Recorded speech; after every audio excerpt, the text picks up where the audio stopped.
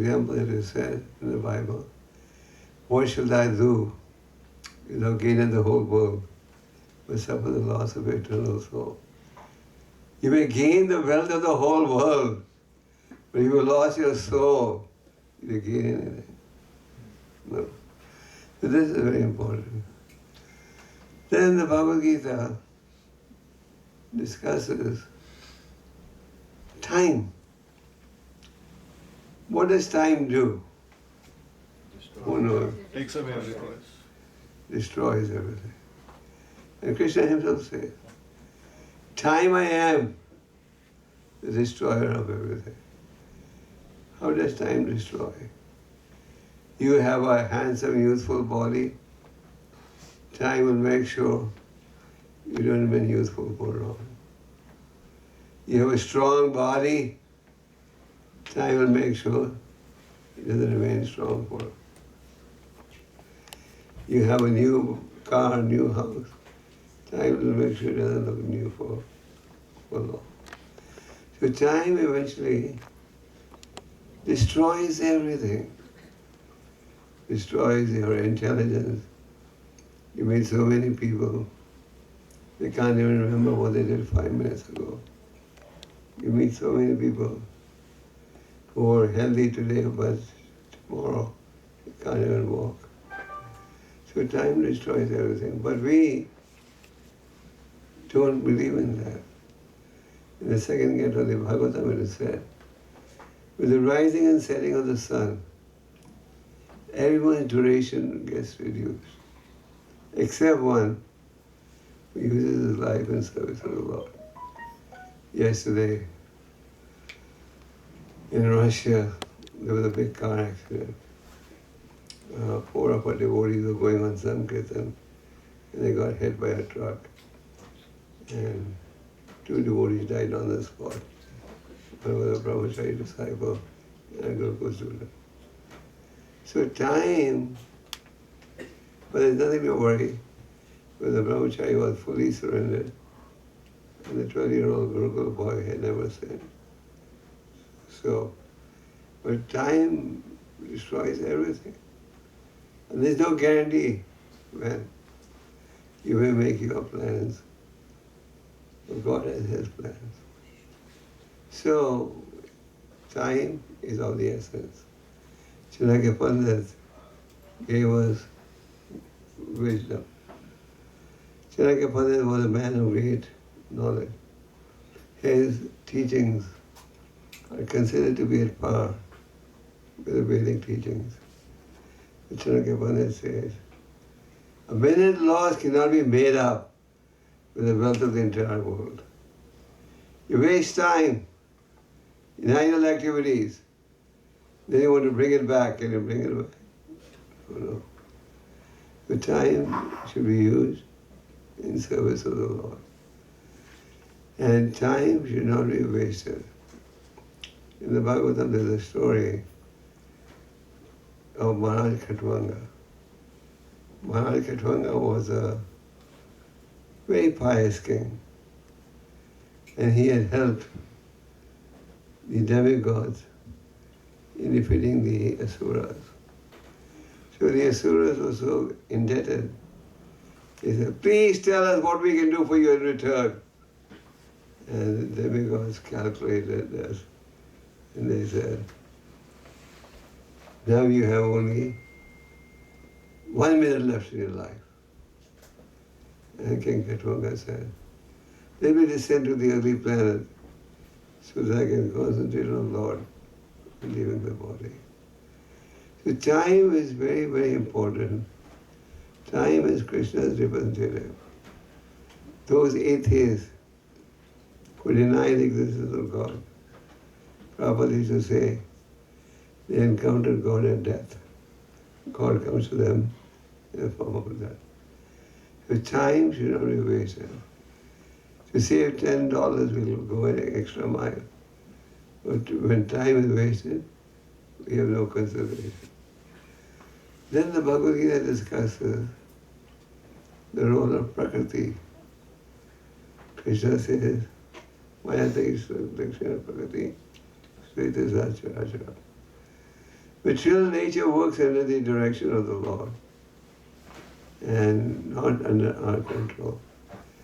Just like recently I was reading that in America forest fires are very common. It's only common in Canada too, over the jungle. But this year they're expecting the forest fire to be double than last year. And rain, drought, these are all parts of Prakriti. So the Prakriti works in the direction of the Lord. If we follow the laws of God, then it cooperates. That's like in the Bhagavatam. You read the story of King Vena. King Vena was a king, was very, very proud, arrogant, rude, mean. He stopped all the Brahmanas from doing their offerings. He said, I'm maintaining you, you're all prostitutes. Instead of worshipping me, worshipping Vishnu. And he got the Brahmanas' houses burned. So in the end, the society was very painful. So society was troubled because the trees, they dried up.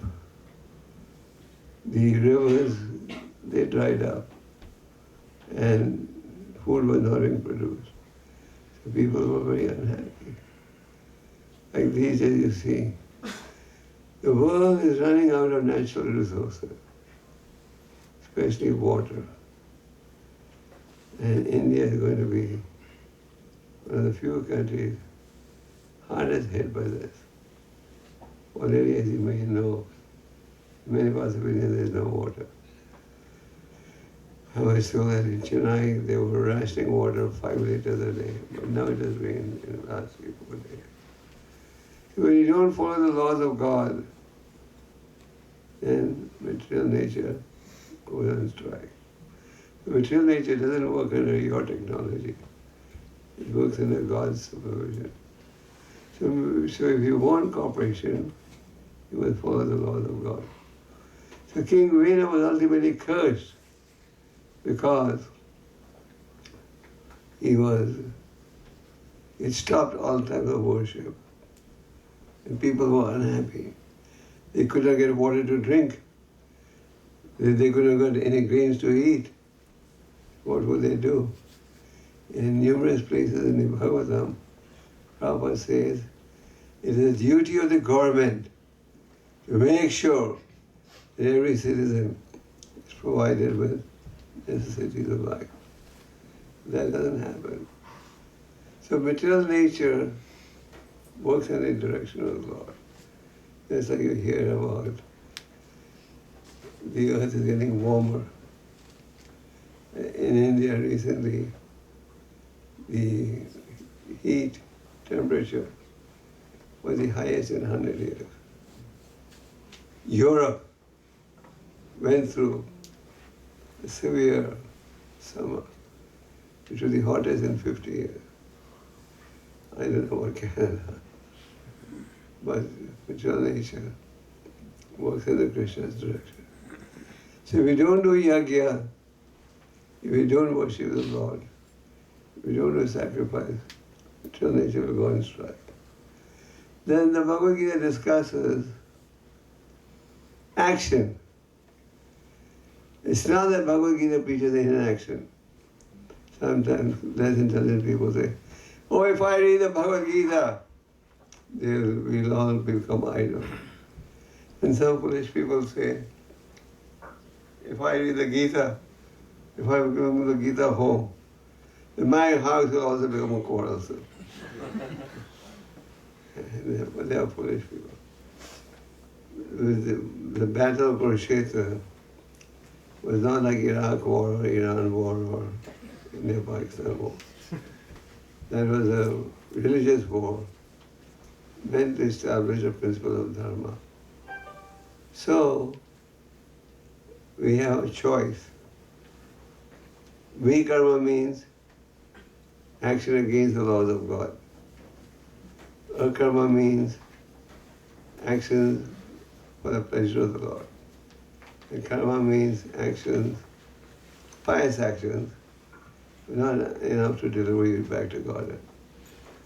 What happens when you do vikarma activities?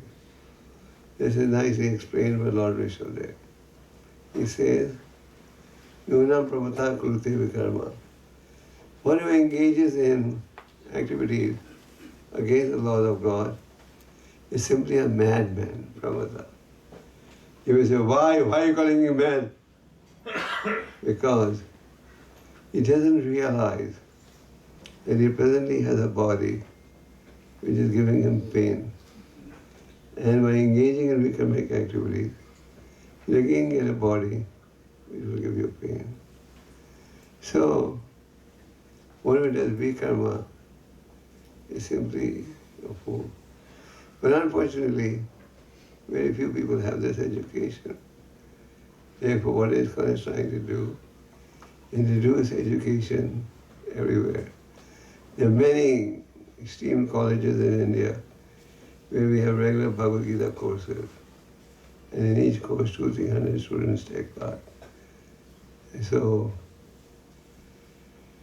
then there's akarma. Akarma means, I want to do strictly what the Lord wants me to do. I may be doing a job, I may be doing business, I may be the housewife, but the purpose of my activity is to please the Lord, not please myself. Moksharam yagya taposam sarvalokam maheshwaram. Krishna will live and enjoy. Then karma, you can perform action in mode of goodness. But mode of goodness is not the complete answer. When you are in goodness also, there's competition that goes on between the different modes. And sometimes goodness wins, sometimes passion, sometimes ignorance. But certainly it is superior to vikarma. So Krishna gives us a choice. What do you want to do? In the second chapter of the Bhagavad Gita, Arjuna said, now I'm confused about my duty.